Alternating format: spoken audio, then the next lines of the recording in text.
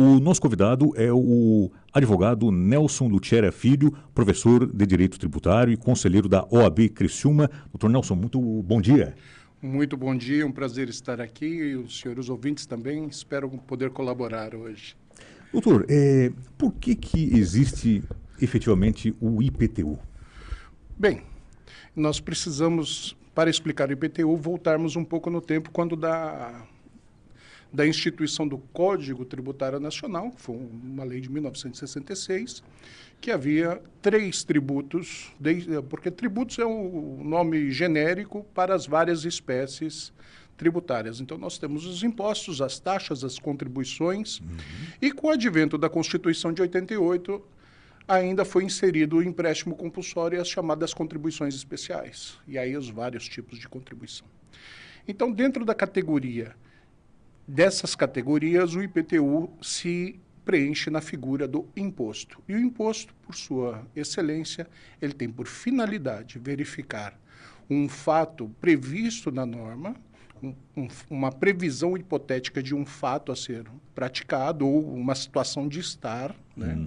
Então, é uma ação ou uma situação de estado. Então, ou você praticou alguma coisa ou está numa determinada situação jurídica para ocorrência de um determinado tributo. E o IPTU é ser proprietário, ser possuidor ou ter o domínio útil de propriedade territorial urbana, né, num determinado momento histórico, num determinado espaço geográfico. E ela, por ser um tributo não vinculado à destinação, e a população confunde muito a destinação do IPTU com relação eventualmente, asfaltamento de ruas, asfaltamento a própria iluminação pública. A finalidade única do IPTU é alimentar o caixa do Estado, ou do município, no caso, por ser de competência municipal. E o município vai dar a destinação que melhor lhe aprouver desses recursos, mas não necessariamente vinculado a um asfaltamento ou um tratamento de esgoto. Não é assim que funciona, né? Ele é totalmente desvinculado da sua destinação. Ah, muito bem. Ou seja, doutor, de acordo com a jurisprudência aí do STJ, do STF, né, o aumento da base de cálculo ele depende de elaboração de lei, né? Para poder aumentar, tem que ter uma lei. Toda forma de aumento de tributo, ele deve obedecer ao chamado princípio da anualidade, as contribuições especiais à 90ª, à noventena, e o princípio da anterioridade e o da legalidade. Então, nós temos que instituir tributos.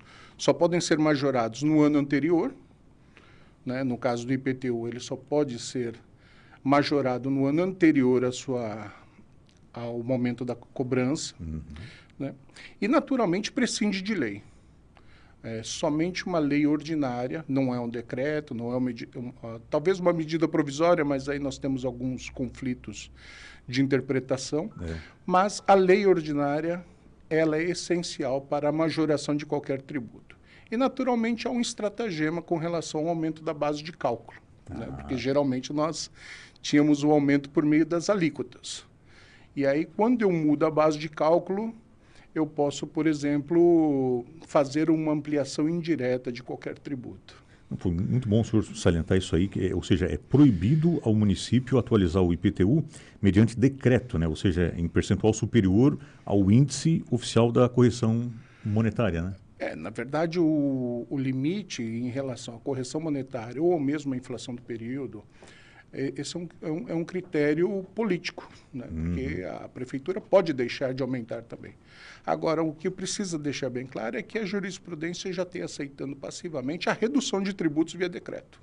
Sim. Né? Porque, como é um ato de poder do chefe do executivo, verificado que as metas do governo naquele ano foram atingidas, não tem por que cobrar um tributo em excesso, porque não faz parte do Estado ou o objetivo do Estado ter lucro. Certo. O governo correto é aquele governo que chega 31 de dezembro com zero nas contas, porque ele arrecadou exatamente o que gastou, Isso. sem sobras.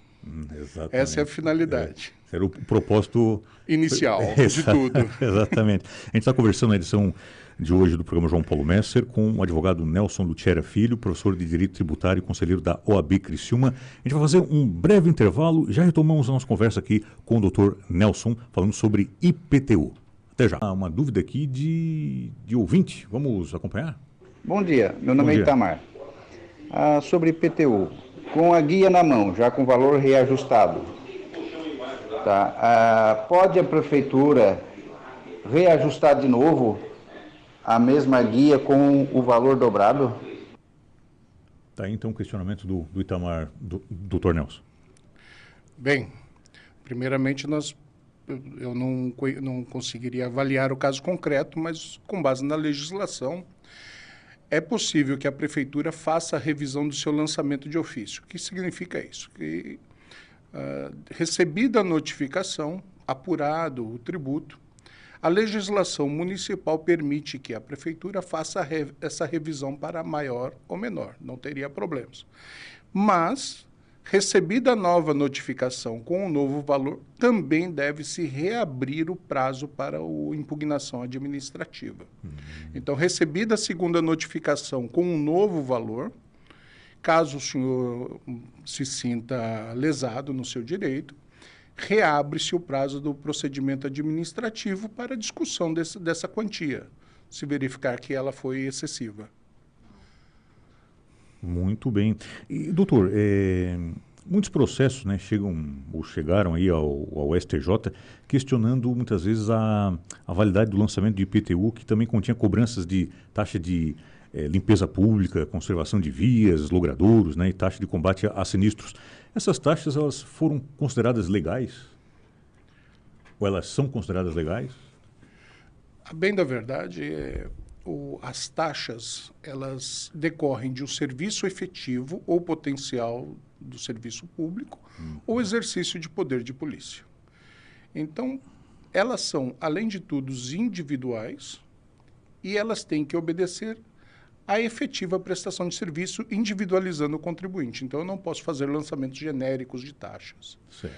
Eu não posso passar genericamente uma taxa de R$15 para todos os munícipes, por exemplo. Então, eu tenho que fazer a dosimetria de quanto aquele contribuinte exerceu, cobrou ou teve benefício de serviço público. Né? Então, algumas taxas, as taxas mais antigas, especialmente com relação às taxas de iluminação pública, ela foi julgada inconstitucional pelo Supremo. Por quê? Porque ela não conseguia fazer a individualização do contribuinte. Né? Você tinha como beneficiário todo e qualquer transeunte de uma via pública e o proprietário do bem imóvel à frente que era responsável pelo pagamento. Então, o Supremo foi ali e falou, não, eu não tenho como fazer a individualização do serviço. E aí foi criada uma contribuição. A contribuição é de esfera federal, mas a destinação econômica para o município. Então, existe essa diferença. A contribuição ela é de competência da União, mas a destinação dos recursos se dá entre municípios e Estado. Muito bem. Doutor, eu tenho uma dúvida aqui. O único imóvel assim, residencial da família, ele poderia ser penhorado para pagamento de IPTU? Sim. Não existe a possibilidade de alegação de bem de família ou de empenhorabilidade empenhorabilidade de imóvel com relação a despesas próprias e especialmente tributos deste próprio imóvel. Então, é uma prerrogativa do poder de Estado de levar a leilão, de levar à praça, de fazer a execução desse tributo decorrente desse bem imóvel inadimplente. Então, é uma das poucas exceções. A pessoa não pode alegar que só tem aquele imóvel? Então não tem como alegar isso perante a administração pública, porque o crédito tributário ele prevalece sobre o individual. O coletivo prevalece sobre o individual. Seria mais ou menos como uma taxa de condomínio e aquele condômino inadimplente, ou seja, todos os demais condôminos pagando água, energia e IPTU do edifício, e aquele inquilino que não paga nada. Aí alega que Exatamente. aquele... Então, o condomínio pode levar, inclusive, o apartamento à venda também, claro, obedecendo o devido processo legal, ampla defesa, contraditório e oportunidade para pagamento, né? Muito bem. Tem um ouvinte aqui conosco, doutor, o ouvinte Márcio Oliveira, ele está falando sobre o ITBI. Aí já é um outro imposto, né? Ele salienta aqui que o ITBI é um abuso. O que o senhor teria a falar sobre esse imposto? O ITBI é de competência estadual, né? Ele varia de estado para estado e ele incide sobre as operações de transferência de bens imóveis. Né? É o chamado transferência de bens imóveis inter vivos. E aí nós teríamos no causa-mortes, a transferência de bens imóveis causa-mortes, que é o chamado ITCMD. Perdão, ITBI... É um outro imposto? Né? O que eu queria dizer é que é outro tributo. Isso. E o ITBI, ele também prescinde... Eu gostaria de fazer uma correção que eu acabei confundindo o ITCMD com o ITBI. Perfeito. Aqui, perfeito. Com relação às competências, antes que eu seja sacrificado por aí. Então, o ITBI, ele é um imposto de transmissão de bem imóvel, ato inter vivos, seja ele por meio da compra e venda, né? Não é o caso da doação, que também entra a figura do ITCMD, né? Sim, sim. Então, quando há uma transferência de bem entre pai e filho, nós temos ali uma doação. Não é caso de ITBI. Perfeito, perfeito. A não ser que haja pagamento. Aí nós temos a incidência do imposto de transmissão de bem imóvel, porque aí é uma operação movida a pecúnia, movida a dinheiro. Né? É uma carga tributária tão gigantesca aqui nesse país que... A carga tributária no Brasil é fenomenal, mas ela não chega a ser uma das maiores cargas mundiais, porque nós temos países que cobram bem mais. Né? O impacto financeiro, existem países a carga tributária atinge 50%. Isso. Né? Mas o Brasil tem um problema sério de logística, distribuição de riquezas, né? Nós temos a pouca retorno desses tributos que são pagos, né? E os fatores são vários. O senhor falou perfeito. A gente tem uma carga tributária gigantesca, uma carga tributária de primeiro mundo, podemos dizer assim, né? A gente tem uma carga tributária de Suécia, mas tem um retorno de Afeganistão, né? É uma coisa assim, né? A gente for analisar, né? Ou seja, volta muito pouco daquilo que se paga, né? Eu quero acreditar que e aí nós temos a questão educacional, né? Porque o que nós tivemos aí nos últimos anos foi a virtualização dos serviços públicos. Nós tivemos, então, a minoração dos gastos de Estado com pessoal, com equipamentos, com máquinas de escrever, papel, né? Hoje nós temos... no celular, serviços públicos disponíveis. Isso é uma redução drástica de custos. Isso. Imagino que, no futuro, nós tenhamos uma equalização melhor desse serviço, ou seja, pela melhora dos serviços públicos com a digitalização, mas para que haja efetiva digitalização do serviço, seja ele no mundo privado ou no mundo público, nós precisamos também que o contribuinte se adapte a essa nova realidade. Então, nós estamos ainda naquela fase de transição, né, entre o analógico e o digital. Né? Precisamos manter uma estrutura analógica. Infelizmente, algumas coisas ainda são resolvidas presencialmente, né? E precisa-se de uma explicação, e quando poderia tudo ser feito por um procedimento administrativo mais rápido, mais veloz, eficaz, né? E esperamos que esse dia chegue. Né? O mais breve possível, né? Aqui com a gente está o Cabo Eduardo. Ele diz o seguinte: bom dia, qual é o prazo de quitação da dívida antes que o imóvel vá a leilão? Tem alguma coisa nesse sentido, doutor Nelson? Na verdade, o seu advogado poderá fazer o pagamento até antes do leilão. Certo. Até 48 horas, e aí pedir a sustação do leilão mediante o pagamento ou adesão ao parcelamento. Isso daí não... Isso é uma cláusula genérica, tá? Não, certo. mas processualmente falando, porque aí nós estamos falando de um processo de execução, né? E o processo de execução, ele busca a satisfação do chamado crédito tributário. E a venda do bem imóvel para a satisfação desse crédito, ele pode ser suspenso mediante o pagamento da dívida antecipada, né? E ou adesão ao parcelamento. Agora, tem que observar que é muito arriscado esperar chegar em cima da hora. Exatamente. Né? Mas existe a possibilidade de sustação, sim. Muito bem. Doutor Nelson, o senhor fica mais um bloco conosco aqui? Claro, tem muitas será um prazer. dúvidas aqui de ouvintes que a gente quer dirimir aqui com o senhor. A gente está conversando com o advogado Nelson Lutiera Filho, professor de Direito Tributário, conselheiro da OAB Criciúma. Estamos falando sobre IPTU e sobre impostos de uma maneira geral, e já dirimimos mais dúvidas aqui dos nossos ouvintes. Agora, 9h41. Da nossa ouvinte, a Salete, é que se pode cobrar IPTU em terreno rural? Bem, está aí uma boa discussão.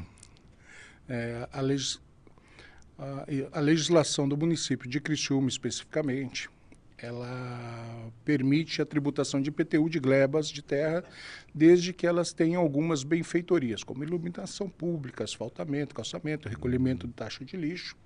Mas eu gostaria de fazer um alerta aqui, né? E também existe a questão do tamanho, né? Acho que até 10 mil metros, 1 hectare, né, de terra, nós temos essa incidência do IPTU.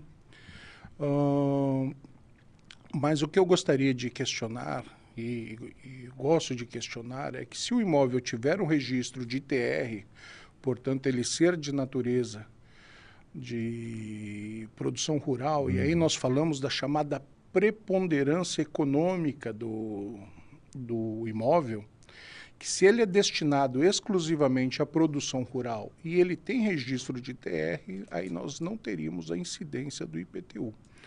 O que eu tenho observado em alguns municípios, e aí eu posso estender para fora de Criciúma, que aqui em Criciúma eu não vi nenhum caso desse, mas outros municípios da região, cobrando IPTU de áreas rurais, que são registradas no ITR, que tenham a sua preponderância econômica de atividade rural. Né? Porque num determinado espaço foi passado uma iluminação pública. E o caminhão do lixo passa por ali obrigatoriamente. Então, e aí nós temos aí as medidas judiciais cabíveis, né? Aí já passa a ser judicial, porque nós temos o chamado conflito de competência, né? Inclusive com a União, que é a competência de cobrar o ITR, né? O Imposto sobre Propriedade Territorial Rural, com o município que cobra o IPTU. E aí nós temos que chamar esses dois players de tributação num processo judicial e o juiz decidir de quem realmente é devido o tributo daquela propriedade. Perfeito. Então, nesse sentido aqui, nós temos um ouvinte, o Juscelio, ele diz o seguinte: após o pagamento do IPTU, poderia eu entrar na justiça e cobrar algo da prefeitura como melhores de ruas ou parecido? Bem, como eu disse no começo da entrevista, o IPTU ele não é um tributo vinculado a um determinado serviço ou prestação de serviços da prefeitura. Naturalmente, é um dinheiro que nós podemos chamar assim de forma grosseira, destinado a encher os cofres públicos para que ele cumpra o orçamento.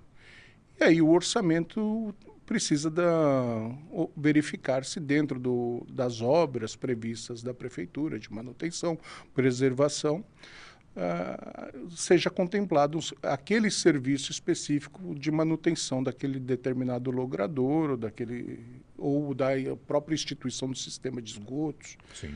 Que é muito precário ainda, né? Isso. Aqui com a gente está um ouvinte, ele está questionando as taxas dos cartórios, que são um absurdo. Bem, aí nós precisamos conversar com o poder do Estado, né? E o poder judiciário, que são os que realmente determinam os valores das taxas cartorárias. E isso varia muito de Estado para Estado. Exato, exatamente. Aqui tem um ouvinte, mas aí é relacionado à questão do incêndio, o Renato Gaidzinski. Ele está dizendo que não é no bairro, e sim no prédio da Banda Cruzeiro do Sul, na rua Marcelo Lodete. Ah, então tá esclarecido aqui. Valeu, Renato. Obrigado pela ajuda aí, pelo auxílio. Então, esse incêndio não é no bairro, e sim no prédio da Banda Cruzeiro do Sul, na rua Marcelo Lodete, aqui em Criciúma. Mais informações, né, você vai ter aqui durante a nossa programação sobre esse incêndio. O ouvinte aqui, ele é o Emerson Tomasi, está dizendo o seguinte: parabéns pela pauta, ótimos esclarecimentos. O Dinho de Uruçanga, agora que ele faz uma referência sobre, deixa eu ver aqui, essa decisão recente do STF dizendo que inadimplente pode perder CNH, passaporte e ser barrado em concurso, também vale para tributos como IPTU. Aí eu acho que já é uma outra questão, né, doutor? O que acontece? A decisão do Supremo, ela abriu um precedente que avança sobre direitos e garantias fundamentais, que é o direito de locomoção. Então, ela precisa ser melhor trabalhada ou abalizada com relação à retenção de carteira de habilitação. Por exemplo, vamos imaginar que a pessoa seja motorista de aplicativo e garanta o sustento da sua família. Acho que não é viável uma decisão nesse sentido. Isso. A pessoa, por exemplo, que queira passear com a sua família, seja por doação, porque nós temos situações N que faz uma pessoa sair do país. Ela pode, inclusive, tentar uma vida melhor em outro país e depois resgatar a questão, ou resgatar essas dívidas no Brasil e pagar. Então, eu vejo com muita preocupação quando nós cerceamos o direito de ir e vir. Mas quem sou eu perante o Supremo Tribunal Federal? É apenas opinião de um técnico. Os valores que envolvem essas decisões realmente nos fazem pensar. Sem dúvida. É um questionamento bem importante. O João Vitor está aqui com a gente, ele está dizendo o seguinte: doutor Nelson, se tem o IPTUs atrasados e vai à justiça, mas antes de eu receber a notificação judicial, fui na prefeitura e fiz o parcelamento. Agora, minha conta bancária vem com um bloqueio judicial. Isso pode? Bem, deixa eu ver se eu entendi. Ele fez um parcelamento... Porque a pergunta está meio cortada aqui. Se tem IPTUs atrasados e vai ou foi à justiça, no caso, mas antes de ele receber a notificação judicial, ele foi na prefeitura e fez o parcelamento. Ou seja, ele se antecipou. No caso, perfeito. Né? E aí, agora, a conta bancária dele vem com um bloqueio judicial. Aí ele questiona se isso... Bem, primeiramente nós precisamos verificar se esses bloqueios decorrem dessas cobranças judiciais. Certo. Né? A primeira coisa, se sim, mediante um advogado e se não houver condições econômicas por meio de um defensor público, poderá se levar essa questão ao judiciário e explicar ao magistrado que houve adesão ao parcelamento, inclusive solicitando o desbloqueio e devolução desses valores.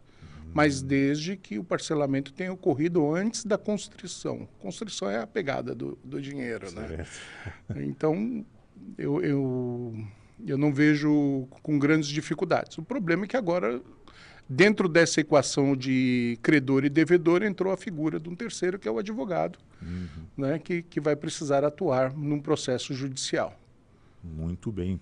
Aqui com a gente tem um ouvinte, não se identifica, mas ele possui um terreno de marinha e ele, no momento, paga o IPTU e SPU. SPU é um outro imposto, isso? É o espécie de laudêmio. Ah, certo.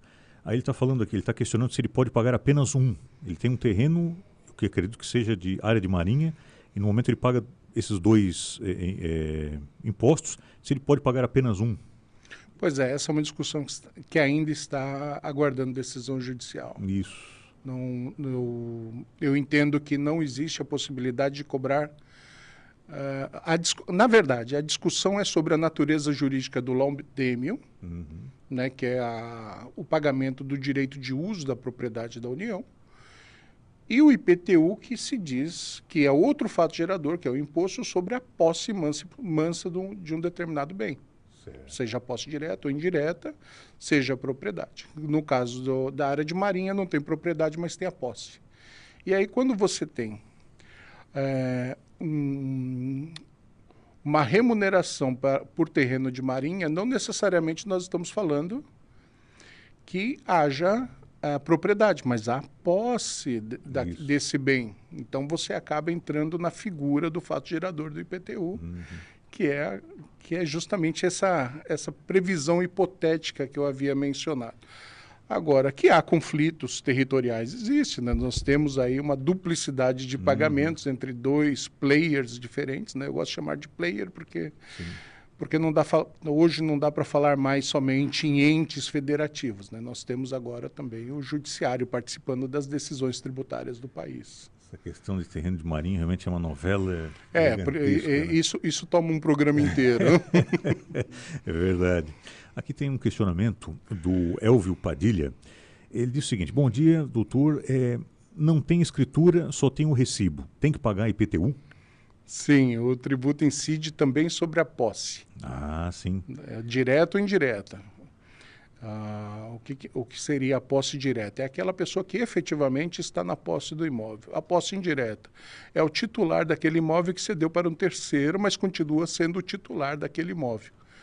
Né? E aí podemos abrir uma discussão sobre se aluguéis deveriam pagar IPTU ou não, mas isso é uma briga que eu não gostaria de levantar agora. Aqui com a gente também está a nossa ouvinte, ela não se identificou, mas diz o seguinte: bom dia, o banco pode colocar seguro de vida sem autorização? Colocou 3 segundos, é a Maria, tá mandando uma mensagem aqui, colocou 3 seguros, não percebi, já faz 8 anos, não sabia, não fiz, até hoje. O que a gente pode explicar para ela, doutor, sobre essa questão do... Eu imagino que ela tenha feito um financiamento imobiliário e foi inserido esses seguros. Não deixa de ser uma venda casada. Tratando-se de relação de consumo, né? O Supremo Tribunal já deixou bem claro que os serviços bancários, os produtos e serviços bancários pertencem à figura da relação de consumo. Portanto, o Código do Consumidor veda a venda casada. Mas existe outro fator, que é a manifestação de vontade. Sim, né? sim. No momento de contratar, eu acho pouco provável que o gerente do banco não tenha falado do seguro, que poderia ter sido negado naquele momento. Perfeito. Né? Então, aí eu deixaria para um especialista nas relações de consumo que teria a melhor resposta. Doutor, não sei se o senhor consegue responder mais uma, tem várias perguntas aqui, o senhor tem que vir outras vezes aqui para... Muito obrigado, para a gente fico responder honrado. Aqui o senhor se lembra daquele caso daquela construtora que acabou lesando uma série de clientes aí, né? E ele o Ronaldo, que é presidente do bairro Ana Maria, aqui em Criciúma, ele diz o seguinte: no caso dessa construtora, quem paga o IPTU é o comprador ou a empresa? É o Ronaldo, presidente do bairro Ana Maria. Quem está na posse. Quem está na posse? Quem está na posse. Certo. Se a pessoa estiver na posse do imóvel, ela é responsável pelo pagamento do IPTU. Perfeito. Claríssimo. Doutor Nelson Lutiera Filho, professor de Direito Tributário, conselheiro da OAB Criciúma, muitíssimo obrigado pela gentileza da entrevista, uma satisfação conhecê-lo aqui e ter essa aula aqui sobre explicação de impostos, IPTU. Venha mais vezes aqui para a gente colocar em dia aí essas questões aqui para o nosso ouvinte. Muito obrigado, fico feliz de ter participado, colaborado e espero, com meus poucos conhecimentos, ter ajudado o pessoal de alguma forma. Muitos conhecimentos. Estou à disposição. Volte sempre, hein? Muito obrigado. Muitíssimo obrigado. Conversamos aí com o advogado Nelson Lutiera Filho, professor de Direito Tributário e conselheiro da OAB Criciúma. Falamos aí sobre impostos em geral. E assim, nós vamos encerrando essa edição do programa João Paulo Messer desta quinta-feira. Na sequência da programação, teremos a edição das 10 horas do Redação Eldorado. E em seguida, o Revista Eldorado. Muito obrigado pelo prestígio e a gentileza da sua audiência e fique com a gente. Você está ouvindo